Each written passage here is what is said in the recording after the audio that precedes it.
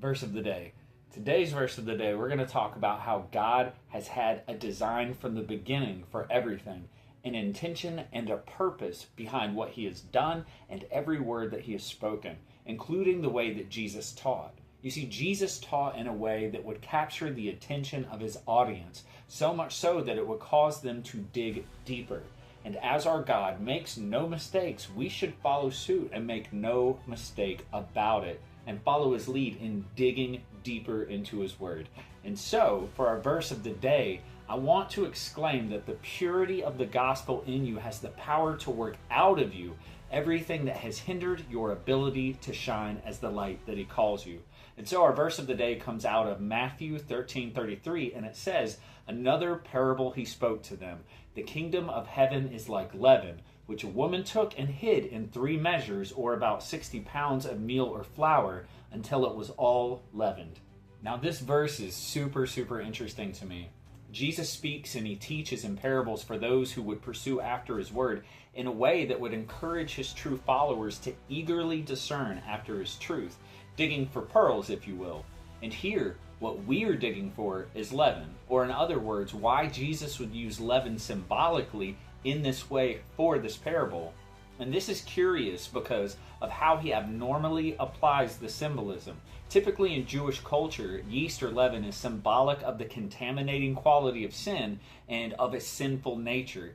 Even 3 measures or 60 pounds of flour or meal is not at all typical for one woman to be working in a bit of leaven to spread throughout an entire batch.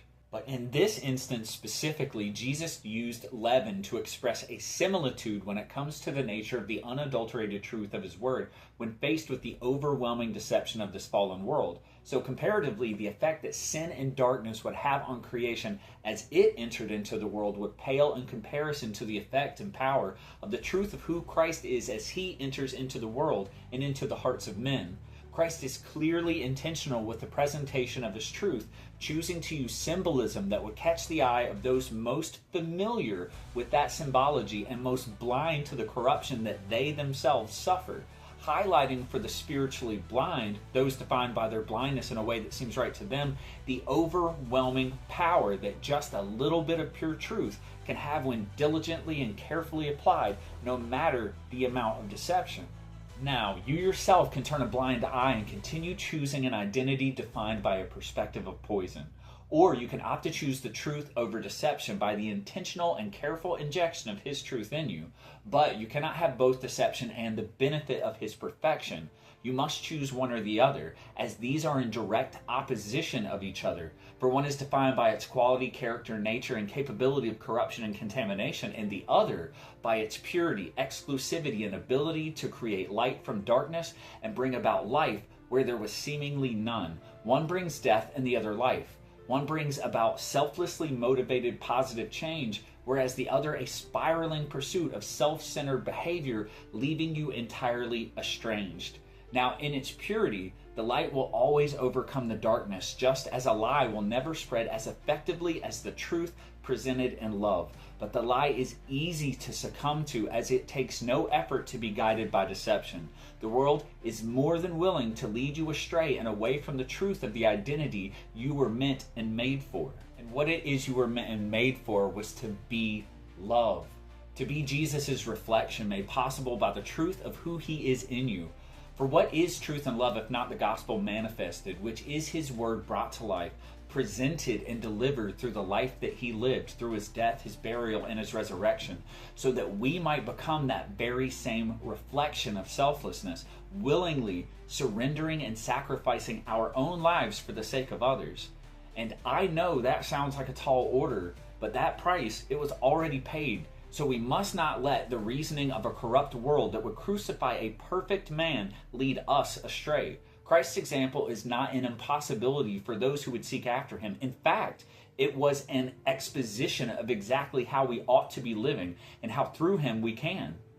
Our only real requirement is surrender, as he has already picked up the heavy end of this. Our reconciliation required his perfect sacrifice. Now what is required of us is to reflect that sacrifice in our surrender to him.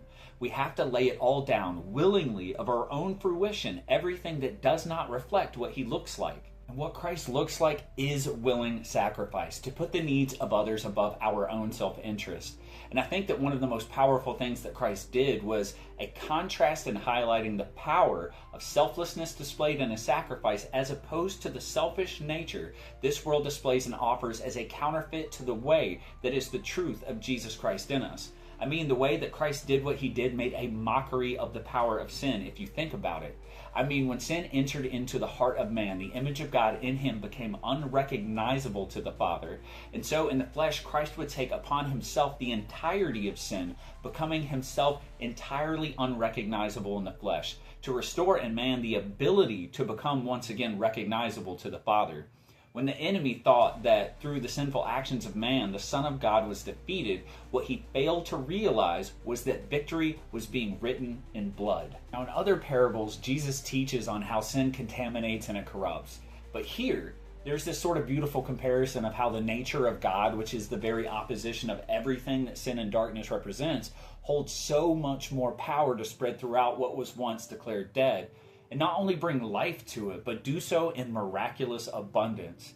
And so again, how do we take part in our end of this miracle, of this promise and this covenant that the Father has so graciously extended to us through His Son? Because of course, Jesus made a way and put His love on full display in the unconditional sacrifice that He made for us, but He did so that we would take a step of faith toward the reception of that grace and then continue on our way in pursuit of His unfolding and growing image in us. An image, mind you, that was purposed for the expression of His character and nature through us.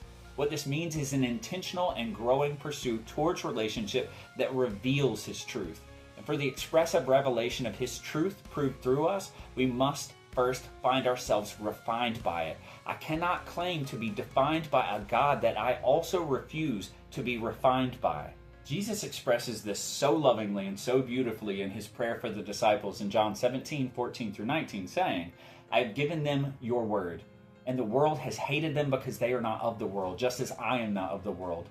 I do not pray that you should take them out of the world, but that you should keep them from the evil one. They are not of the world, just as I am not of the world. Sanctify them by your truth.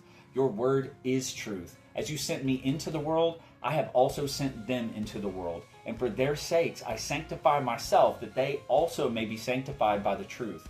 So, for our sake, He sanctified and sacrificed Himself in word and in love and in truth as an example of how we are to do the very same. And so we must break ourselves away from a way that once seemed right to us with our intentional act of the daily denial of self and self-centered pursuit. Now this requires surrender and humility for the burying of His word in good soil so that it would take deep root and it would bear good fruit from the place of a growing pursuit of Him. And remember, this is a daily aim, and so do not be discouraged. We may not always see this growth for ourselves, but it is there, and it is working for those that work His word in their hearts and in their lives, and it is found in the fertile ground of our humility and surrender and diligent obedience. Just as leaven, carefully hidden and rightly worked, though in a large batch of dough, will still work its way throughout the whole, so too does the word, rightly hidden and worked in the heart of a man, effectively divide the truth from a lie, sanctifying his spirit and his life in right alignment with Christ.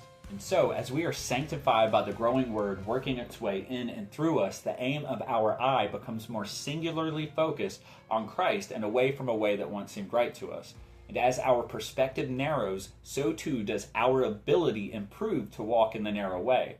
For my feet will land on the ground that my eyes are aimed upon. So then I urge you to keep your eyes fixed and aimed upon Him, remembering that your life is no longer your own, that you were not meant or made for the sake of being blessed, but instead made for the sake of being a blessing to others. So then remember that you must surrender, for the entirety of your ability to shine is found in the word rightly cultivated in you. So I'll say it again, the purity of the gospel in you has the power to work out of you everything that has hindered your ability to shine as the light that He calls you. So then, find yourself diligently in pursuit of the word that rightly divides light from dark, truth from a lie, and enables your ability to shine.